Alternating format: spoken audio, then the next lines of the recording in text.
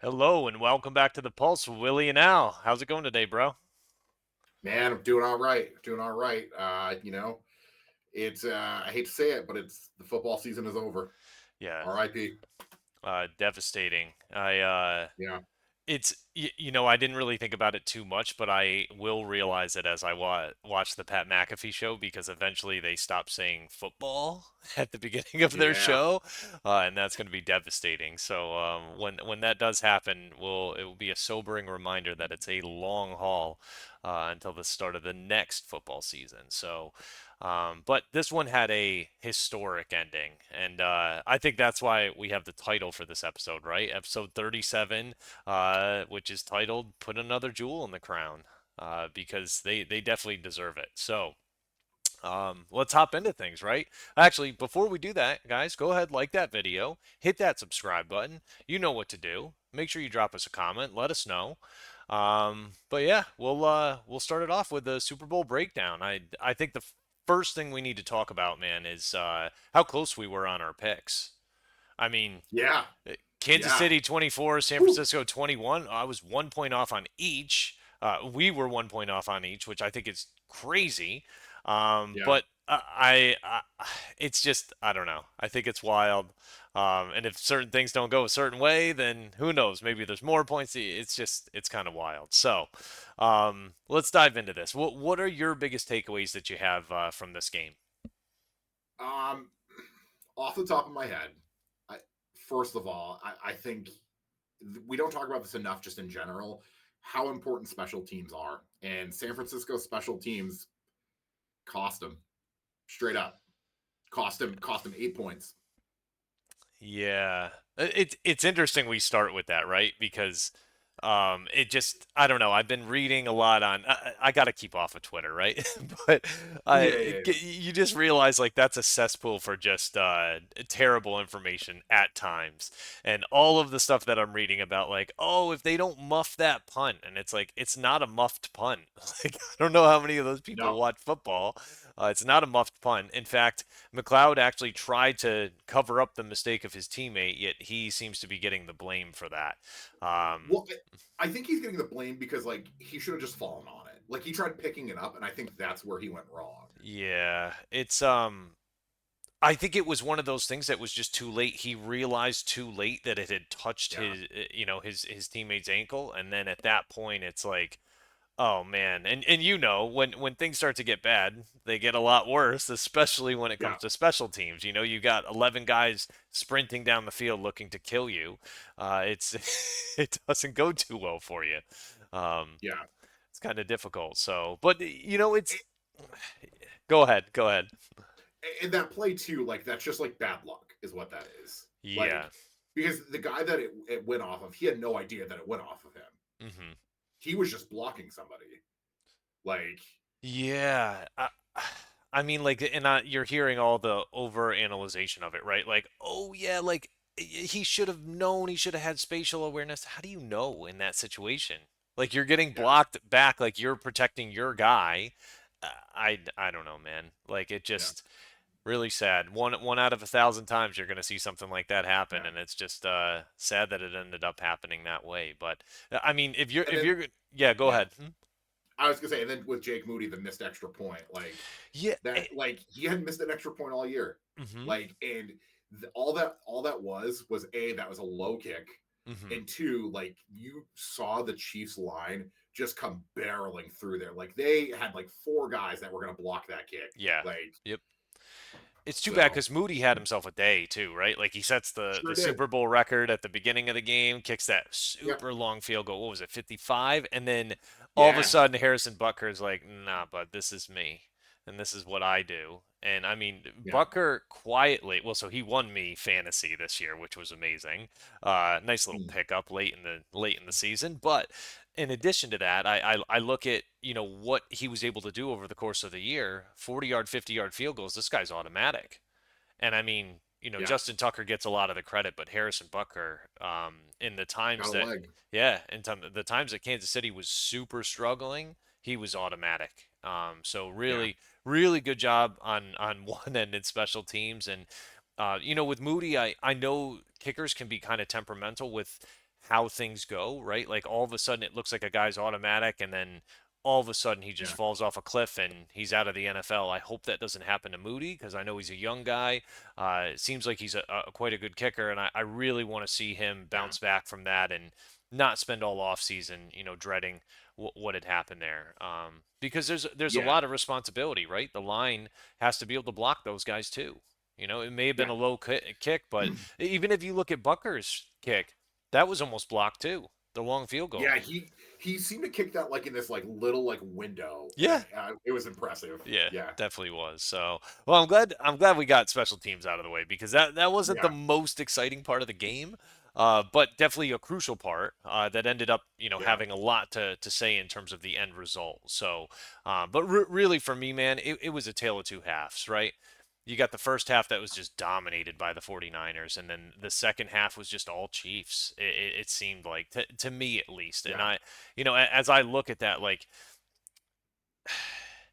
the issue for me was not the way the first half went necessarily, but that the fact that the 49ers dominated that first half and came away with only 10 points.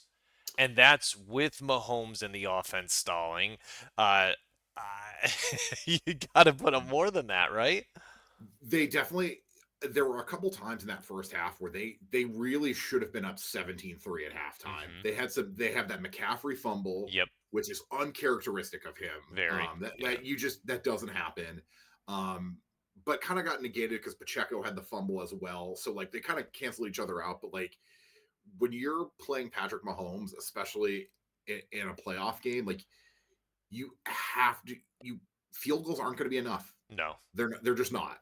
Like and Kansas City, they kind of hung around, and defensively, they like.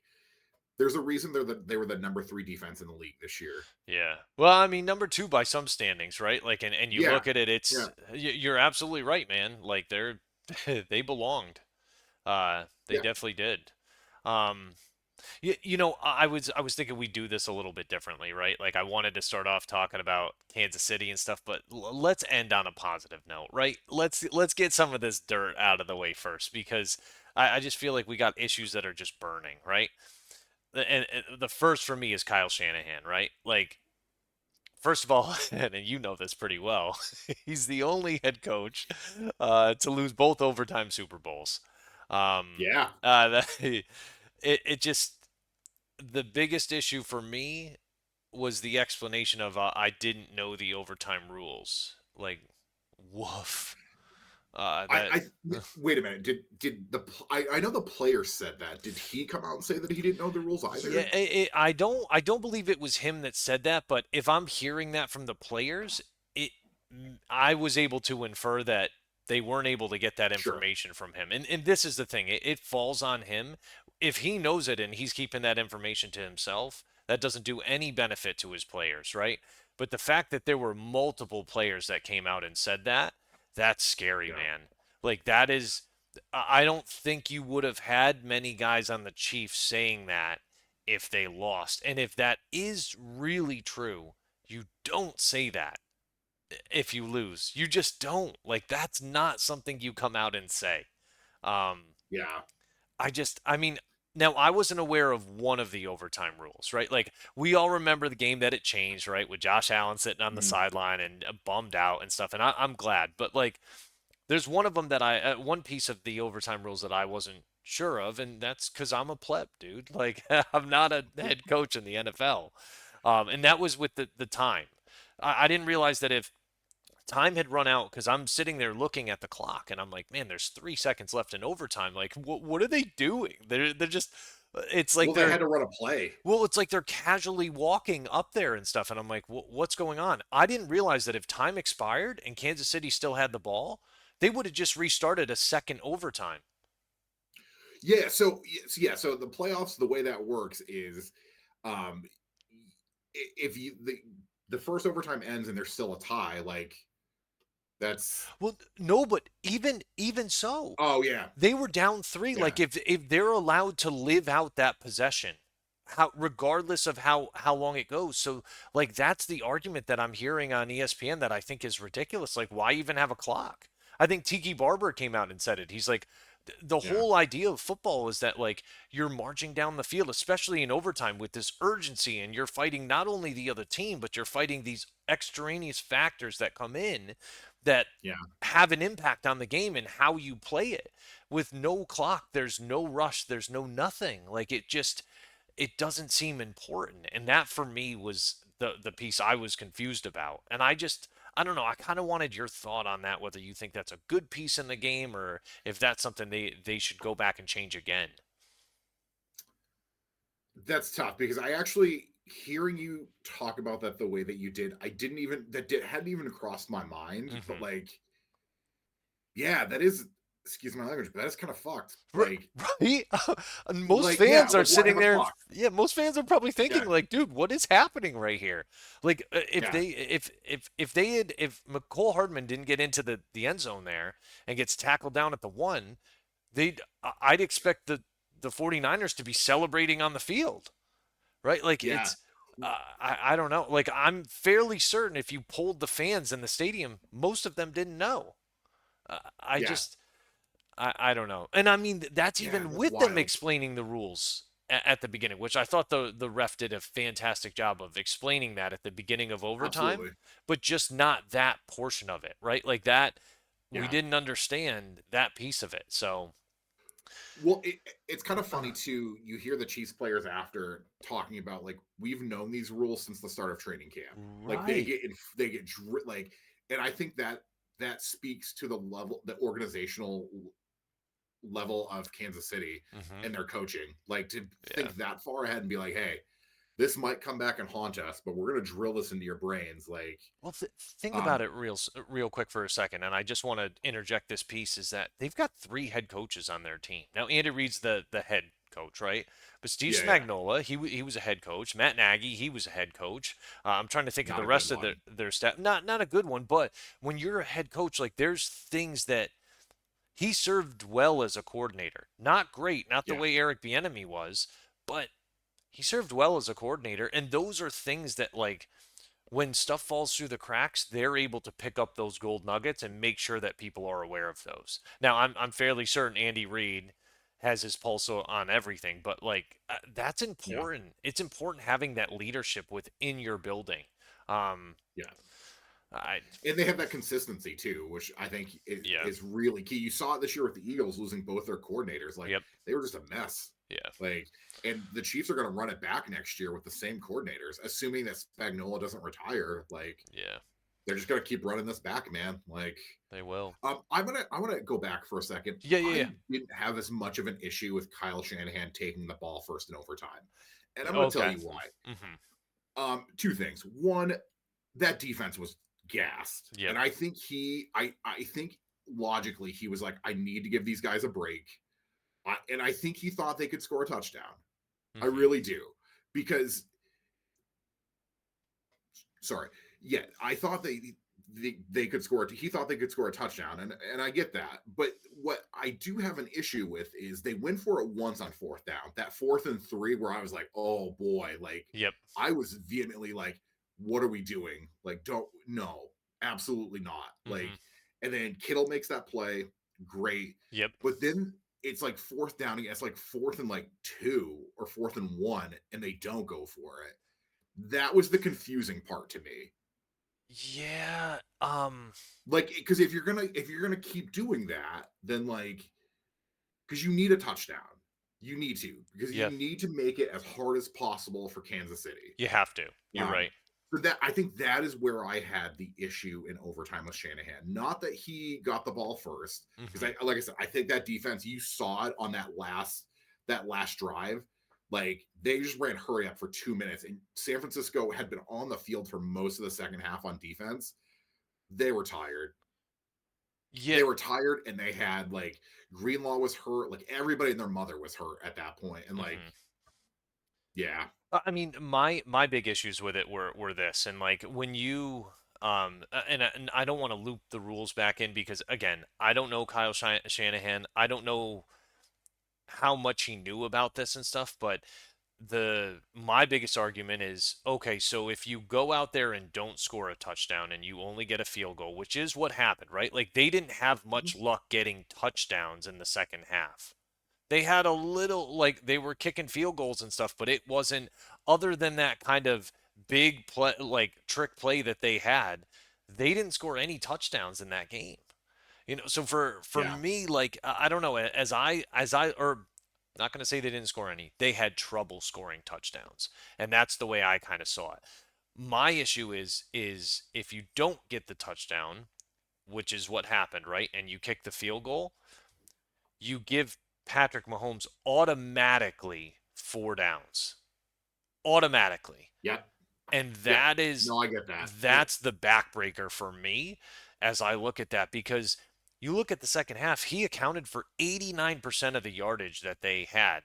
I mean, Yeah, it's it's insane. Like yeah. you couldn't even write a book about that. It's just wild that that happened. But I don't know. I don't think he should be second guessed. His body of work is very good. They just I think he's going to get over the hump. I just don't know when it's going to be. Right? And This was his best chance and his best team. yeah, um I think so, but I think they're going to have a chance to be back there and be competitive again. There's not many teams in the NFC that scare me. If he was in the AFC, where there's been a lot of coaching changes and a lot of good quarterbacks play in the AFC, I'd be concerned. Yeah, he's got Yeah, Jordan Love coming up. He's got the Lions that are playing good. I imagine Philly's going to be better next year. Dallas is going to be there too, but my thought is that San Francisco is going to be in the mix again next year. They're already yeah, starting out as the favorites. yeah, So I'm not going to second guess him. He's a brilliant guy when it comes to understanding how to offensively dissect a team. One thing I would like to see them do better next year is be better on second and third down. That team is built to beat you on first down. When they get stopped on first down, they're not as effective. And that's one thing that I think they really need to work on is okay, if we don't get 7, 8 yards on first down, how do we win games? Right? Like yeah, and I think Purdy's going to be better again next year. Like I kind of want to segue into that because I feel like this has been the storyline that's kind of bothersome to me is that is Brock Purdy the guy? And anyone asking that, it's kind of sad, man. It really is. Like people need to detach Mr. Irrelevant from this guy. They really do because he's an NFL yeah, quarterback now. Doesn't matter where he was drafted. Didn't matter where Brady was drafted. Didn't matter where Peyton Manning was drafted. Like you can be as long as you're in the NFL, you have an opportunity, you could be a Super Bowl winning quarterback. You just got to be able to play accordingly. And I don't really think it's fair to ask. He's earned the job, man.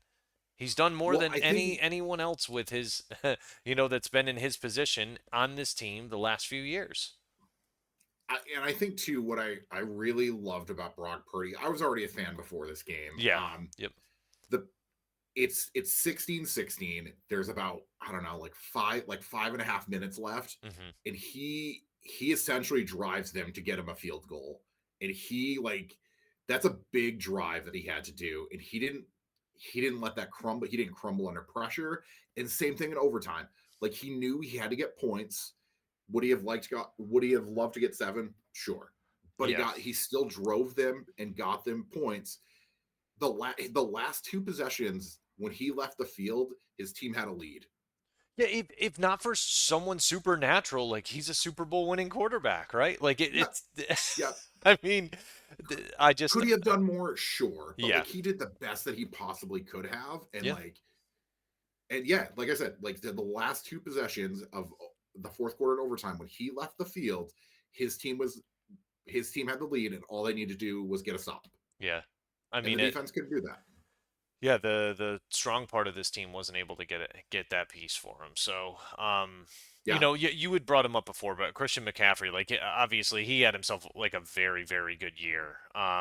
I mean, he seemed to have a good Super Bowl besides that fumble. Like I know he fumbled early, but he got back on track, and I mean he was running hard. But And they couldn't stop him out of the when he was receiving the ball too. yeah, my thing of it is like it seemed like Kansas City was okay with him running the ball. Like every time he ran the ball, it seemed like Kansas City won. And I know that seems like Yeah, a crazy thought, but like okay, like let him go, let him do his thing because like they're not going to win doing that. Cuz they tighten up around the goal line. They have big beef up front. Like and I mean we'll get into a few of those guys when we talk about Kansas City, but like it just it kind of reinforced in my mind that you don't need a great running back to win a Super Bowl. no, but it helps to having Christian I, McCaffrey I though. mean, it That's does, right? yeah. He's a freak, but I don't know, man. Like some people want to blame him and say like his fumble cost. It didn't. Like there's so many No, factors that happen. We had talked about this before. Like kids that used to come off the mat in high school and be like, "Oh, the ref screwed me in the first period." It's like, what did you do for the second and third period? You had time to be able to make that exactly. up, and you chose not to. So like this was a very early in the game fumble. Like he looked good after that, right? Like it just Yeah, I don't know. Was there I think anything you saw from him that was concerning at all? no. I kind of want to go back a second with Kansas City's game plan. Yeah. Like if you kind of look at the stats, like they let McCaffrey do whatever he wanted to, but like Hmm. would it really matter? Like look at look at it. George Kittle had 2 catches for 4 yards. Yeah, that is just dude, That same thing like Brandon Ayuk. Like what, 3 catches he had? Like it yeah, for just 49 yards. yeah, Yep. like it just and I keep saying this, but we'll talk about Kansas City's defense. But like you're right, like the game plan was tight on them. Very Yep. tight. Yep. And yeah, like Jawan Jennings had 42 yards. Now he caught a touchdown and threw a touchdown, Yeah. which impressive. Which if he's going to But do yeah, that, if you had told me that at the beginning of the game, like, hey, by the way, I'm not going to tell you the final score, but this is going to happen, I'd be like, yeah, San Francisco's winning the game. yeah, yeah, Like, no, and they held Debo in a check. yeah. Like they just like you're right. They kind of I hadn't thought about that, but they just kind of let McCaffrey do what he wanted to within reason, and then yeah, they also too. I think the thing that they did was Brock Purdy a lot in that Detroit game. Do you remember in the second half where he was just having back breaking run after back, like he would scramble for like 9, 10 yards. Yep. They really held that in check. Yeah. He was They not let able him to get scramble loose. all Yeah. he wanted to behind the line of scrimmage. They weren't going to let him run for first downs. Yeah. And Or if he did, they kept it really much in check. Like he'd get 1 or 2 yards and that was it. But you're right. Not giving up yeah, first downs. That was the big piece of it. yeah. Yeah. So I mean, you had mentioned and touched on it briefly before, but like the defense, I know you were saying like they seemed a bit gassed and come overtime because of the way the Chiefs the momentum and the passion that they played with in the second half. It was very tough to keep up with that. Um, Specifically in my mind, when it came to San Francisco's defense, I saw Kansas City use a lot of motion and just it confused them at times. Like they used it multiple times during the game. I'm thinking like two that I think of is like the Mahomes quarterback scrambles that he had, the ones where like he's set up, he's got Pacheco right back to his right, he comes right off the end, Pacheco comes across, and Mahomes just folds right around that and runs 15 yards for the first, and you see that, or maybe he yeah, had one that was 20 yards. Same play that they basically used for the game winner to Hardman. Like yeah, San Francisco just was not able to recover and figure that play out because there's so many options. He could hand it off to Pacheco, coming across and cutting through on the left of the line. And the crazy thing is, the linemen are all moving left, all of them. So, it almost felt like a slight. It almost felt like a magic trick. It was like a sleight of hand. yeah, yep, Like, hey, look over here. but oh, you know what? I'm actually going this way. Just Yeah. kidding. And by the time you realize that, it's too late. It's too Like, late, man. And you just watch it like Mahomes ran right past Bosa, but Bosa was already committed going the other way. Like it just, I yeah, don't know. You're right. Like that's the perfect way to say it is a magic trick. But I yeah, just, I don't know. In particular, their secondary really struggled in the second half, man. Like, yeah, they got some pressure on Mahomes. They forced him into what his first pick in the last what two two postseason. playoffs. Yeah, like Yeah, they just weren't able to deliver that crushing final blow to him. And like I'm not talking about hitting him down to the ground and hurting him. What I mean is like they weren't able to shut him down. yeah. Like it just you Dre the Greenlaw injury that I don't know like I did a little bit of research about him after but obviously a massive loss. I didn't realize like there's a great story about him if you get a chance to read up on him. Maybe you already have, but Mm, he was a former ward of the state down in Arkansas, yeah. I believe. But he was raised in a very good family and given a really good opportunity to thrive, like a very good success story. The one thing that I kind of took issue with in the game is he was very jacked up in this game. Very, very Yeah. excited a lot of the time, jumping around, going crazy. When he gets hurt, he's jumping full of energy on the sideline, and like just as he goes to plant, snap. And like, I just, I feel like this is going to turn into like somehow the field wasn't good enough type argument when No, so really he tore his Achilles when I don't know if it wasn't an actual play where he tore his Achilles. no, he was running back onto the field from the sideline. Yeah, Like if and you he did want, that quick start and stop. yep. Yeah, and If you it just, oh man, yeah, before that, he was jumping up and down, going crazy, like an erratic wrestler stance almost. Like, yeah, and I yeah, just, man, it's crushing for him because he's going to miss probably. The next couple months at least. Hopefully, he's back for the start of next year because he's a great player. But it seemed like San Francisco wasn't able to recover after that either. Like it just, no, he was a big piece for them to take out. It was like the final Jenga piece that just, man, like, all right, well, we're not going to be the same after this. Um, yeah.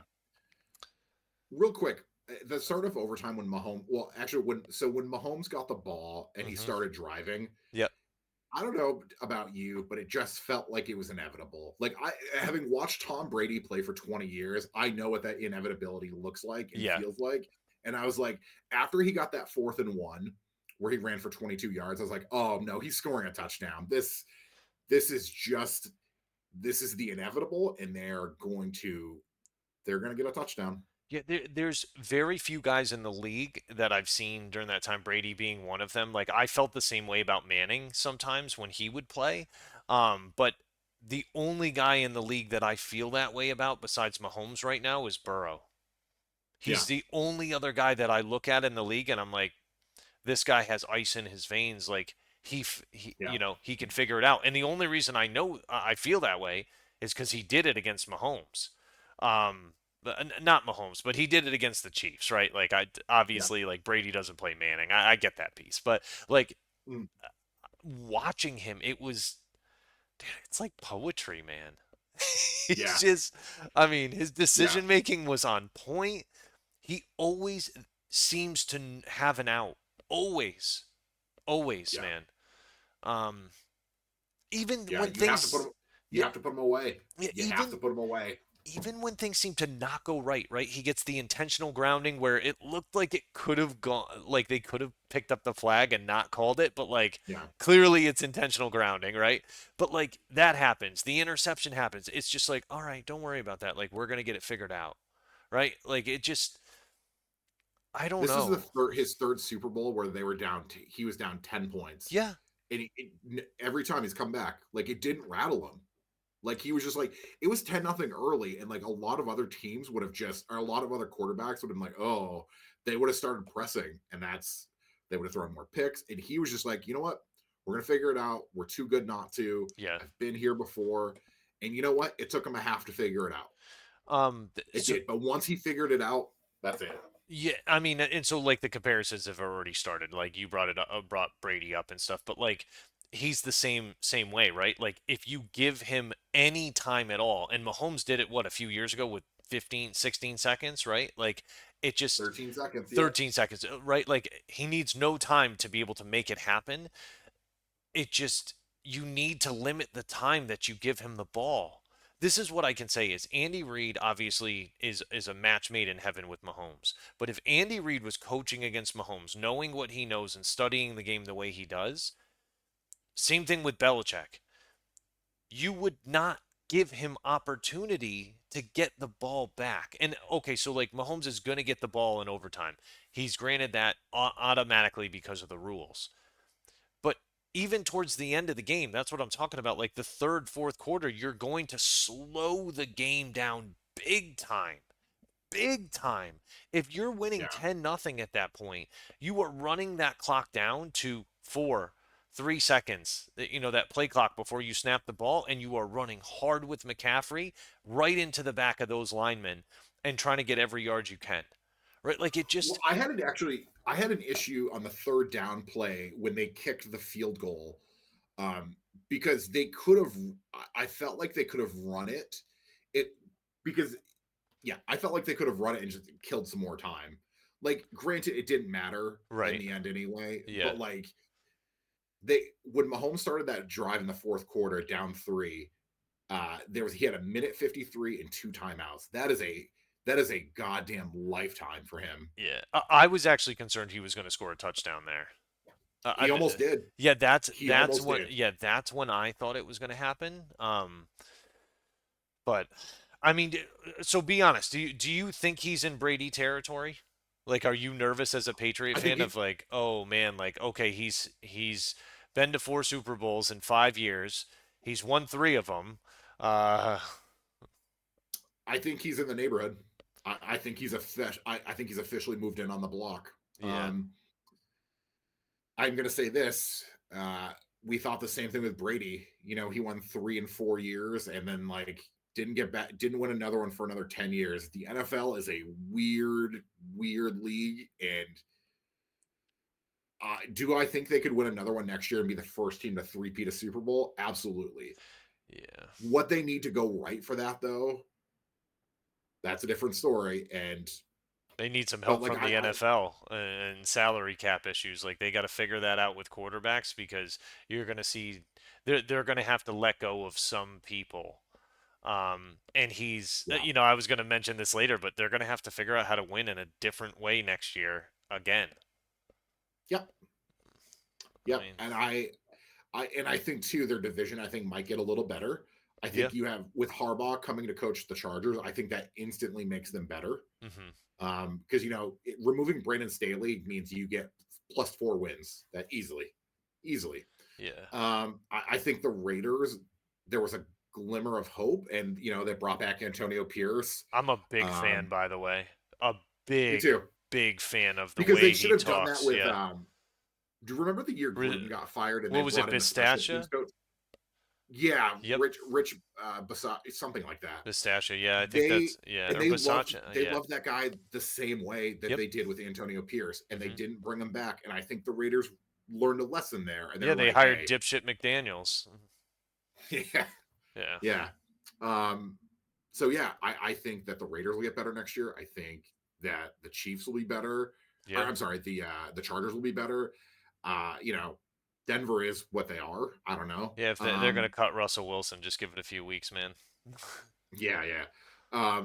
But yeah, so I think it's going to be a really hard task for the Chiefs to do next year. Hmm. But that being said, they can do it because they have the infrastructure in place. But also, the NFL has a way. There's a reason nobody's ever three-peated Super Bowls because it's really goddamn hard. Yep.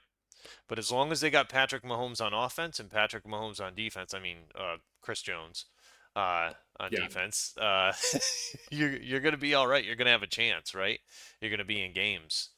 Um, I'll tell you what. I thought for them not Joe Tooney being out, I thought it was going to be more of an yep. issue for them than what it was. Me too.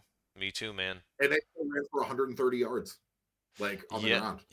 yeah. And Mahomes was the leading rusher, which is crazy, but yeah, Yeah. um Yeah, man. Like I thought it was going to have an impact, but it didn't seem to. I mean, Kelsey continued his string of great playoff performances.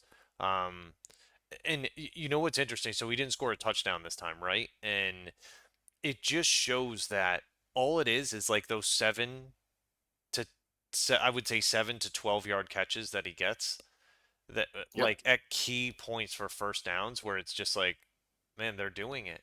They're doing it, right? Like it just man, he's Mr. It- Reliable when it comes to that too. Speaking of Kelsey, what did you think of the Kelsey Andy Reid incident on the sideline? I so I'm super split on that. Uh I kind of had like my dad vibes on that. Where Andy Reid reminds me a lot of my father. But I can't imagine um anyone other than maybe Jason LeBaron, jumping at my dad like that. Yeah, Um yeah, I if they lost, I think there'd be a huge deal about it, but because they won, it's going to be something that two grown men can deal with and come back from. yeah, Um, but I don't think it's a good thing. I understand why it happened, or at least I think I do, where, they end up fumbling the ball there and he's like, I should have been in there. Right? Like he said yeah, something different than that, but yeah. like There were a lot more F words thrown in there. Yeah, yeah, yeah, I think it just speaks to the competitor that he is, right? And that game with everything being on the line and all that they've done this season, like I don't mind it. I just think it shocked the hell out of Andy Reid. I don't think like you could see it in the replay that he definitely did not know Travis Kelsey was there when he got shoved. Um, what were your thoughts on it? I I think I'm gonna kind of go. I kind of want to be gonna go the opposite way with this. Ooh. I had a hard time with that for a number of reasons. Mm-hmm. One is as somebody that granted, I coach 4 and 5 year old soccer. It's not intense, I promise you. They're hilarious, but still, one of the things that I always teach like kids is like, hey, like good sportsmanship and like respect and like you can't. And I think that's like what he did sets a bad example. You're right. I agree with that I part think of it it, sets a yeah. bad example because this game was watched by 120 like Dude, 3 million people. 200 million people total across Yeah, all streaming platforms. So it's a big chunk, half the people in the US. yeah, Like half the US and like population, right? Like it's a lot of people that saw this. yeah, Me and and Turkey. yeah, yeah, and I don't love the message that Travis Kelsey sent. Yeah. Like, I don't love that because like that's showing a lot of kids that hey, it's okay if you're passionate, you can push your coach and get away with it. That is where I had an issue with it. Like Yeah. I remember watching it live as it happened. I was like, oh, it's not a good look. Yeah, Like yeah. Tony Romo kind of made light of it in the booth. But man, I was uh I was like, that does not seem like a good thing. They better win this game. Like because if that is anybody else, I don't think that gets received the same way by most people. no, no, I don't And think. like I think he quote unquote gets a pass because he's Travis Kelsey, but like I don't think that he should because like that's and like also like no offense to Andy Reid, but Andy Reid's a 68-year-old man. Like Yeah. you can't go pushing people. And like, what if you had pushed him and knocked him over and he had gotten hurt? Like, you just can't do that, man. You can't do Yeah. that. Like, and it was kind of a theme this year with him because if you remember in training camp, like he punched a teammate like in practice multiple times. Like that was something he was getting thrown out of practice for. And it's like, man, like you're one of the faces of the league. You have to show better sportsmanship like that. You can't just fly off the handle. Not just the So league, man. Like him and his brother have like the most successful podcast on Spotify right now. Like yeah. they got a lot of people following them and listening to them every week. It's important. So I'm curious to hear what Yeah. he's going to say about it. when they do sit down Me and too. have another episode, because I hope they unpack that a little bit. And he's the one thing I like about him is like they remove the veil very often on that. They're very Yeah, real, they're very authentic, and I want him to touch on that and explain that. I don't need it. He doesn't owe it to me, but I'd love for it to hear about it. Just so yeah, I can kind of like that's one thing that him and his brother do really well is they take you, inside the helmet and kind of give you like a hey, this is from our perspective type deal. And I think that's super valuable, man. I really do. Um, yeah. I yeah. mean, I wanted. I'm glad you brought that up because it's definitely an important piece of it, and definitely could have had a big impact on the game if it didn't go the way it did. But Yeah, if they lose, that is a bigger story than what it is yeah, right now. that's one of the headlines. It definitely is. So, Yeah, but right now, it's a meme all over the internet.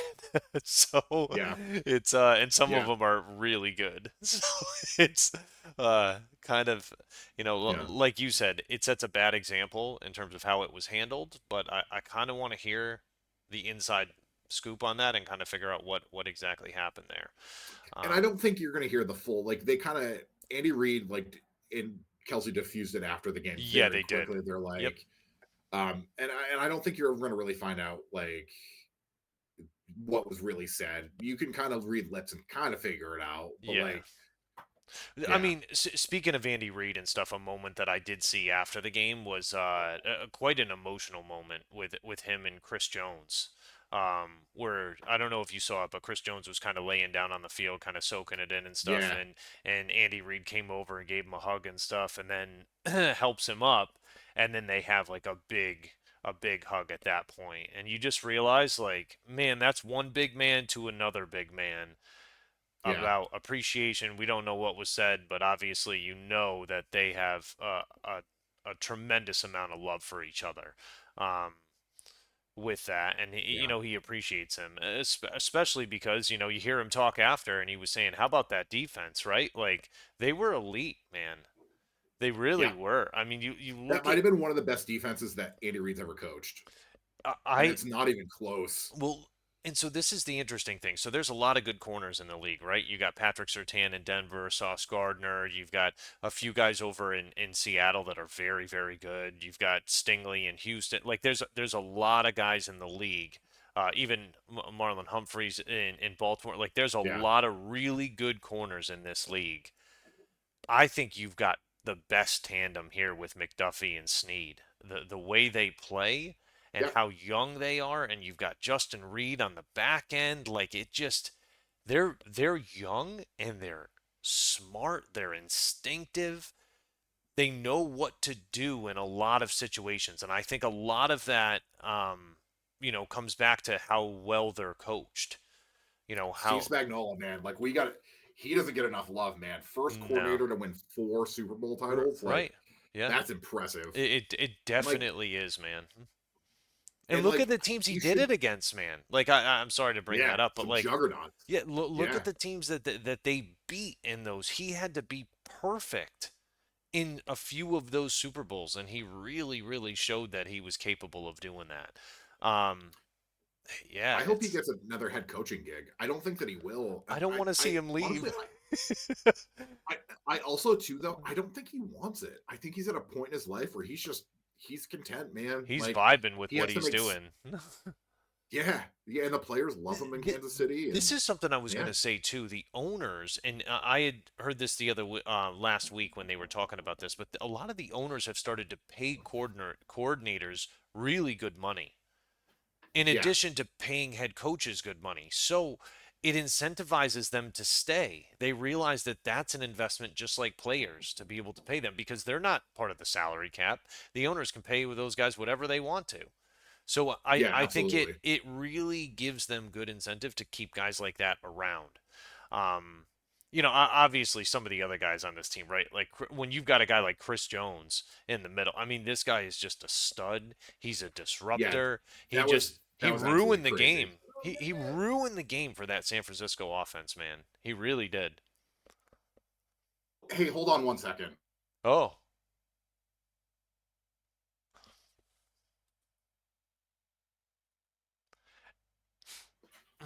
Sorry, I had No, maintenance it's all come right. in. So you got, I was just saying, like, he ruined that game for that San Francisco offense, but like, there's other guys too. Karloftis, he had a great game too.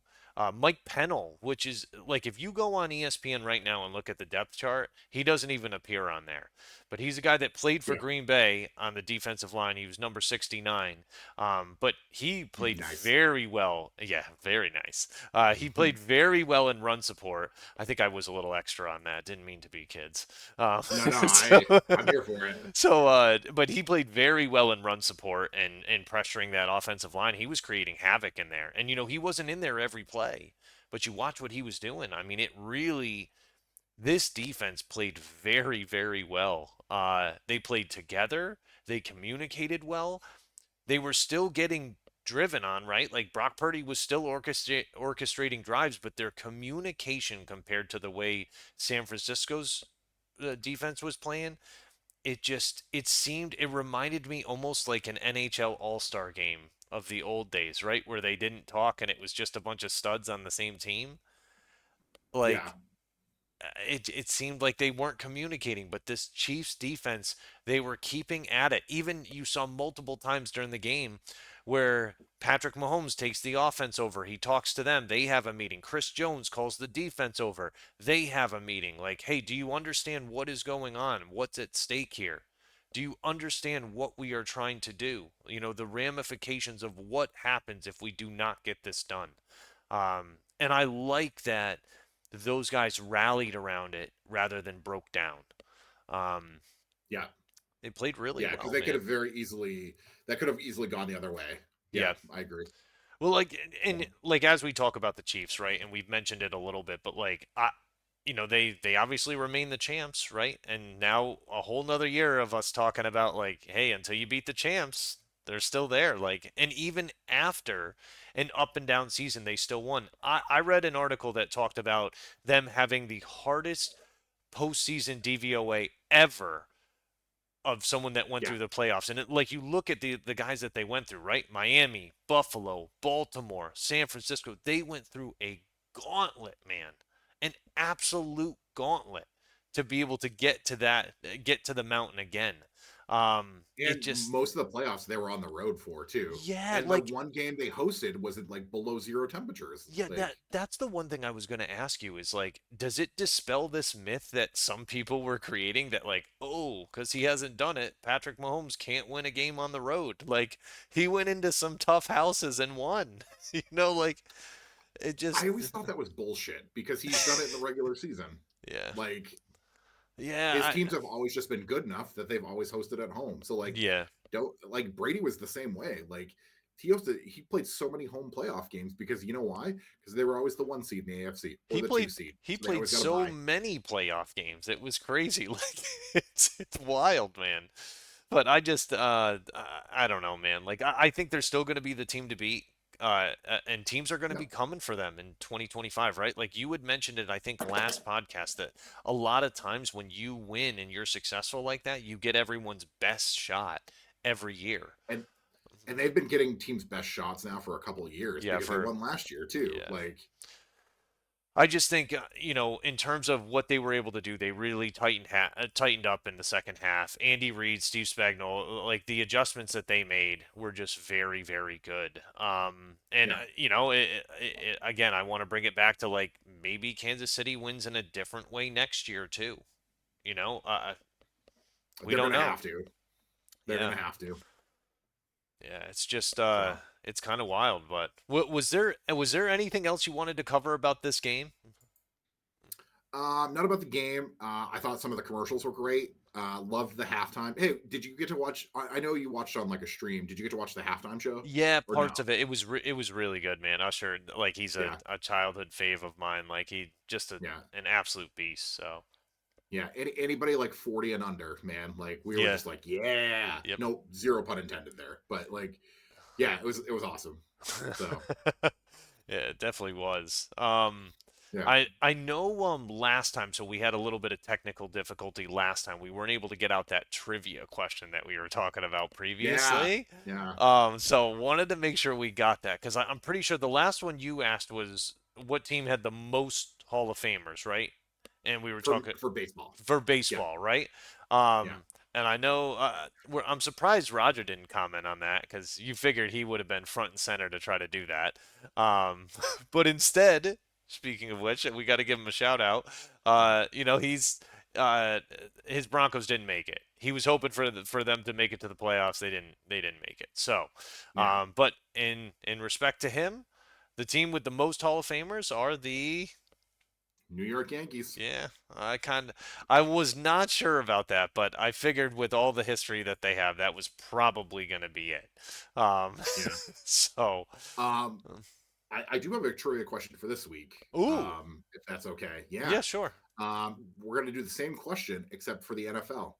What Ooh, team has the most enshrined players, including the 2024 class? ooh, Um, okay. Speaking of which which, team has the most? I know we did not comment on him, but so Dwight Freeney, personal Oh like, yeah, I want to. Yeah, you have some personal history with Dwight Freeney. Yeah, so like it's kind of cool, man. So like obviously we've talked about it a few times on the show about my dad coaching wrestling and stuff. But one of the neighboring high schools that we had, real quick story on this. There was I was in my freshman year at college. I came home and he's sitting there and he's telling me about these kids from a nearby school, three brothers that wrestle and stuff that are pretty tough. And he's like, oh, their coach, he coaches football in Connecticut, and oh yeah, he coached Dwight Freeney. I was like, what? What? He's like, yeah, I was like, why Yep. didn't you start with that? So like he tells me like, yeah, I'll go over, I'll introduce you. So he introduces me to the guy, and I sit down, and I was like, oh my God. And he's like, yeah, your dad was telling me you're a big Colts fan. I was like, dude, you have no idea. Like, I definitely am. And he's like, hold on one second, and he pulls out his phone and called Dwight right in front of me and was like, "Oh yeah, I'm talking to this kid Shane. His dad coaches wrestling up here. He's a big Colts fan and stuff." And he put me on the phone with him, and I was like, I was shaking, man. And he's like, "Yeah, just let me know anytime you want to have tickets or whatever. Like, let me know and I'll hook you up." And I was like so in shock afterwards, like after the phone call, but I didn't really think anything of it. But the coach said to me, he's like, listen, he told me a few stories about him that were really cool. I'll share those at some point when we talk about Yeah, him, because I know we'll mention it in the Hall of Fame. But he took down my address, and about like 2 weeks later I got a letter in the mail from him, a personal letter that he wrote, and just said, hey, listen, I was serious about that. If you ever want tickets, take me up on it. I'd gladly get you some. I'd love for you to be able to come to a game and watch. And he sent me an autographed photo of him. So it yeah, just such a cool thing. But just know that like from the stories that I heard, and again, it's hearsay, right? It came from somebody else because I didn't personally know him, but that mhm, he was a very, very good person. And I think that like sometimes gets lost in things is that like these guys are professional athletes, but how important it is that he stayed true to being a good, good person at the same time. yeah, So really, I couldn't be happier for him that he's going to be in there. And yeah, I know on a future episode we could talk more about him and stuff, but really, really yeah. awesome experience with that. I Really, think really I think cool. I think two things. One, I know everybody like they're professional athletes, but they're also humans too. And Yeah. I think that's like the fun part about that is like you got to witness just one human being good to another human. Yeah. And that's really rad. Hmm. Um, Speaking of the class of 2024, I was really excited that Devin Hester got in Yeah. because he Yeah. is going to be the last person like that to get in because Ever. nobody Yeah. returns kicks anymore, really. I mean, I thought Dante Hall might have a chance, but I feel like he finished a few touchdowns short of that. But Devin Hester, Yeah. like, and it's funny that we're talking about the Colts, right? Because he ran back the opening kickoff the year the Colts won the Super Yeah. Bowl, and that Yep. was, whew, talk about scary. I had a few moments where I was very nervous to start out that game, and all the people I was watching it with were more than happy to tell me how much the Colts sucked and how they weren't going to win that game. But luckily, my boy Bob Yeah. Sanders laid the hammer down. So Yeah. we, Suck it, nerds. yeah, yeah. So, but yeah, so Yeah, but we'll, no, it was good. It was good seeing him get in because, like, to me, it's fun now because we're getting to the point where like players we watched growing up are getting in, yeah, and like a that makes me feel really old, but b like also he just Devin Hester impacted the game in ways that like you couldn't really you can't really define like the way like teams would just game plan against a kick return and special teams guy. Like that's unheard of. That is unheard of. He And you know made what them would do happen? that. Yeah, they would still accidentally kick it to him sometimes, and he'd make them pay. Yeah, he would. Like, He yeah, would, man. It was what he was able to do with the ball in his hands. Well, I've never seen anyone else do it. And yeah, we saw it on the biggest stage, right? In the Super Bowl. So he's definitely more than capable. He put that team on his back a number of times. Um, sure did. definitely did. All right, man. Anything else you wanted to cover at all? No, but we should let the people know that we're going to take a little sabbatical Yeah. for about a month, because we record this every week and get this together, and there we live eight time zones apart, Hmm. and that's sometimes hard to navigate and hard to figure out, and we're going to take a little break, recharge the batteries, and baseball season is on its way, man. Woo. Yeah, we just want to make sure we're good and primed for you guys to be able to start baseball season, to go through all of that, and bring you some good coverage when we come back. So I think we're shooting what for the second week in March we're Second looking week in at. March, yeah. So we'll be back delivering some good content to you guys. But until then, if you got questions, suggestions, anything like that, you can hit us up. We're at WA the pulse at gmail.com, or drop us a comment on the video. Let us know. Yeah. Actually, what the pulse WA at gmail.com. I was Jeez, like, look wait, at strike that, reverse that. I was like, we're messing it up already. So yeah, the pulse WA at gmail.com. That's yeah, what you would hit us at. So if you got any questions, anything like that, let us know. But yeah, we'll see you guys in a couple weeks here. yes, sir. All right, bud. Listen, I love you, bro. You take care of yourself. We'll have a good rest of the night, all right? All right, Willie, I love you. Take care. Peace. Peace.